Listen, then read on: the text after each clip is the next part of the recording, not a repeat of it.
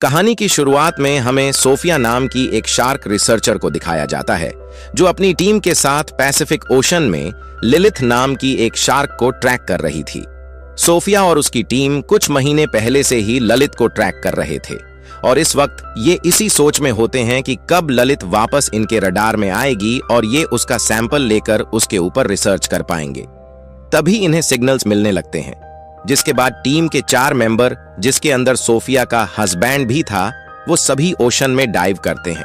और वहीं पर वो लिलिथ को ढूंढने लगते हैं। जिस दौरान उनको स्पर्म वेल का एक बेबी दिखाई देता है, जो बेबी तो था लेकिन हद से ज्यादा बड़ा था और एक एडल्ट मेल जो होता है उसका वजन 40,000 किलो तक का हो सकता था। अब डराने वाली बात यह होती है कि वो वेल मरी हुई थी और उसका लगभग आधा शरीर गायब था। अब इससे पहले कि ये सभी उस वेल मर्डर के बारे में सोचते कि तभी इनके सामने वो मर्डर सीधे आ जाता है। इनके सामने ललित शार्क आ गई थी, जिसको देखते ही सभी डर जाते हैं, क्योंकि पिछली बार जब इन्होंने 2 महीने पहले लिलिथ को एग्जामिन किया था तब वो खाली 1 मीटर की थी और अब वो लगभग 7 मीटर की हो चुकी है। बस 2 महीने में वो लगभग 3 गुना बड़ी हो गई। अब यहाँ पर सबसे बड़ी गलती सोफिया का हस्बैंड करता है, जो कि इस वक्त भी सैंपल के बारे में सोच रहा था और वह सैंपल के चक्कर में ललित के शरीर से सैंपल का पीस लेने के लिए उसे स्टैप कर देता है, जिसके बाद ललित कुछ ही पलों में वहां पर जितने भी रिसर्चर्स होते हैं उनके शरीर के टुकड़े टुकड़े कर देती है। सोफिया और उसकी एक साथी यह सब दूर से देख रहे थे। अब आगे सोफिया इसी एक्सपेक्टेशन में ओशन में कूदती है कि शायद कोई बचा होगा, लेकिन वहां उसे सभी के कटे बॉडी पार्ट्स दिखते हैं जो कि हर जगह बिखरे हुए थे और तभी उसके सामने ललित आ जाती है, जो कि किसी मनस्टर से कम नहीं लग रही थी। अब ललित फिर सोफिया पर भी हमला करके उसे घसीटते हुए ओशन के अंदर ले जाने लगती है, पर किसी तरह से सोफिया वहां से बच जाती है, जिसके बाद सीन सीधा 3 साल बाद शिफ्ट होता है, जहां पर सोफिया ने अब शार्क पर रिसर्च करनी छोड़ दी थी और वो काइंड्स ऑफ एक्वेरियम गाइड का काम कर रही थी, जहां पर बच्चों को फिशेज और उनके बारे में बताया करती।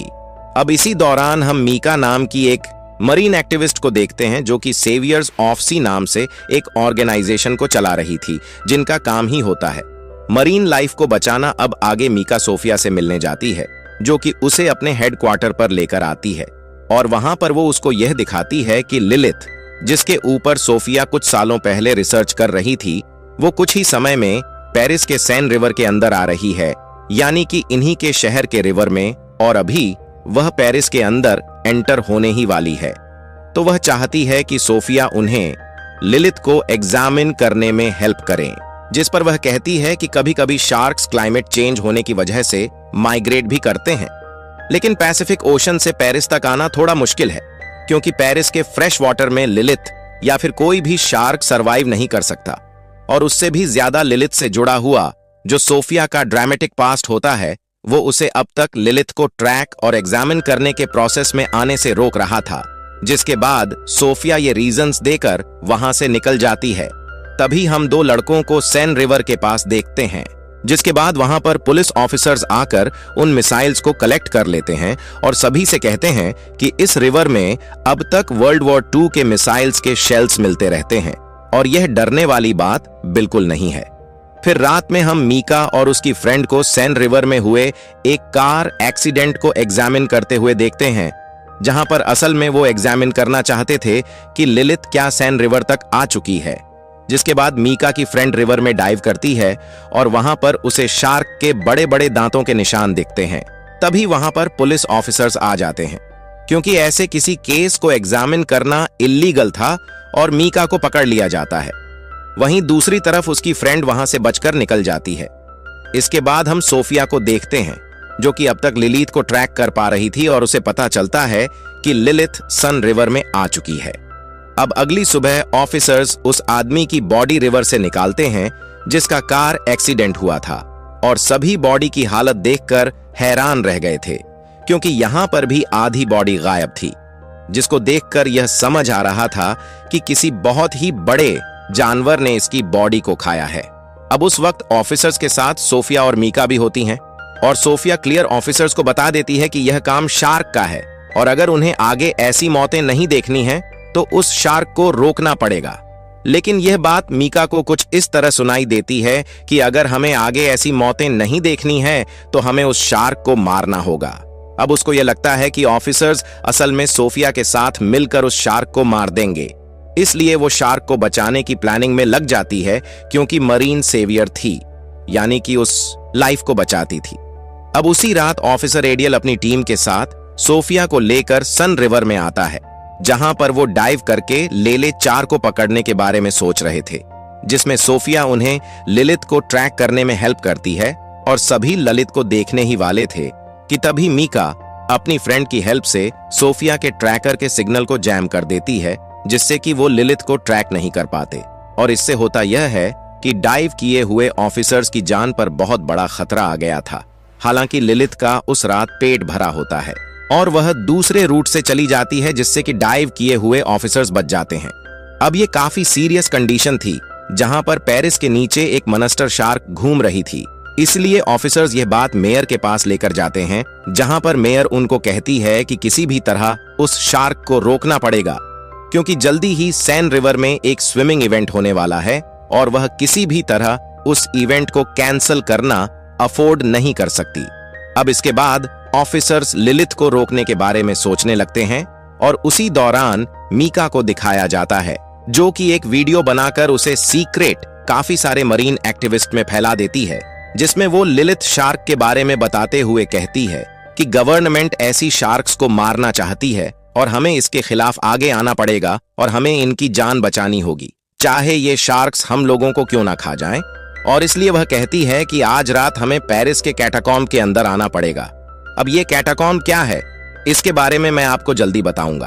अब मीका का यह प्लान पूरा सक्सेसफुल हो जाता है, लेकिन उससे पहले ही उसकी फ्रेंड पुलिस ऑफिसर्स के पास चली जाती है और उन्हें इस सीक्रेट प्लान के बारे में बता देती है, जहां पर उनको पता चलता है कि शार्क इस वक्त पेरिस कैटाकोम्ब के अंदर ही है। पेरिस का कैटाकोम्ब पेरिस के अंदर फैला हुआ अंडरग्राउंड टनल है, जो कि तब बनाया गया था जब पेरिस सिटी बन रही थी और यह पूरे पेरिस में फैला हुआ था। अब आगे उसी रात मीका सभी एक्टिविस्ट को लेकर उसी कैटाकोम्ब के अंदर लोकेशन पर पहुंच जाती है और तभी ऑफिसर सोफिया के साथ वहां पर आ गए थे, क्योंकि उन्हें भी इस प्लान के बारे में पता चल गया था, जहां पर एक्टिविस्ट और ऑफिसर्स के बीच में बहस होने लगती है और मीका तभी वहां पर कैटाकोम्ब के रिवर में कूद जाती है, यह दिखाने के लिए कि शार्क्स इंसानों के लिए खतरनाक नहीं होते। लेकिन तभी वहां पर एक शार्क आ जाती है, जो कि लिलिथ नहीं थी, और यह कौन थी इसके बारे में हम जल्दी जानेंगे। इसी दौरान वहां पर कई सारे शार्क्स आ गए थे और बस अगले ही पल एक शार्क मीका पर हमला करके यह बता देती है कि वो इंसानों से कितना प्यार करती है। वो कुछ ही पलों में उसे किस ऑफ डेथ देती है, यानी कि मीका के शरीर के टुकड़े हो जाते हैं और सभी देखकर सारे के सारे एक्टिविस्ट यहां वहां भागने लगते हैं। उनके पूरे के पूरे जो मरीन लाइफ को बचाने के सपने थे, वो पूरी तरह से भ्रष्ट हो चुके थे, पूरी तरह खत्म हो गए थे। उनको एहसास हो गया था कि हर चीज बचाने वाली नहीं होती, कुछ चीजों को रोकना भी पड़ता है और मारना भी पड़ता है। इसी दौरान कई एक्टिविस्ट रिवर में गिर पड़ते हैं और शार्क्स के डिनर का बंदोबस्त हो जाता है। पूरे रिवर की के अंदर हर तरफ शार्क्स इंसानों के टुकड़े टुकड़े कर रहे थे और रिवर का आधा हिस्सा लगभग लाल हो गया था। अब इसी तरह से संभाल लिया जाता है और बचे हुए लोगों को वहां से निकाल लिया जाता है, जिस दौरान एक शार्क को भी मार दिया गया था, जिसको आगे सोफिया एग्जामिन करती है। उस शार्क को एग्जामिन करने से सोफिया को पता चलता है कि यह शार्क एक फीमेल है, जो कि लगभग 2 महीने की है और यह प्रेग्नेंट भी है और इसके पेट में ढेरों बेबी शार्क्स हैं, जो कि यह बताता है कि यह शार्क असल में पैथोजेनेसिस प्रोसेस के जरिए बच्चे पैदा कर रही है, जिसके अंदर मेल शार्क की जरूरत नहीं पड़ती और फीमेल शार्क खुद के अंदर ही बेबी शार्क्स को रिप्रोड्यूस कर सकती है, वो भी बहुत ही छोटी उम्र में, जो कि बहुत ही ज्यादा डरावनी बात है, क्योंकि इससे इनकी पॉपुलेशन कुछ ही समय में बहुत ही ज्यादा बढ़ सकती है। वहां उसको यह भी पता चलता है कि यह शार्क लिलिथ की ही बेटी है और इन शार्क्स के अंदर ऐसी एबिलिटी आ चुकी है कि ये फ्रेश वाटर के अंदर भी सरवाइव कर सकते हैं। ये एबिलिटी इन्हें अपनी मां से ही मिली है, जिसने क्लाइमेट के टफ कंडीशंस को झेलते हुए फ्रेश वाटर में रहना सीख लिया। अब इनको यह भी पता चल जाता है कि ये शार्क्स हजारों की संख्या में हो सकते हैं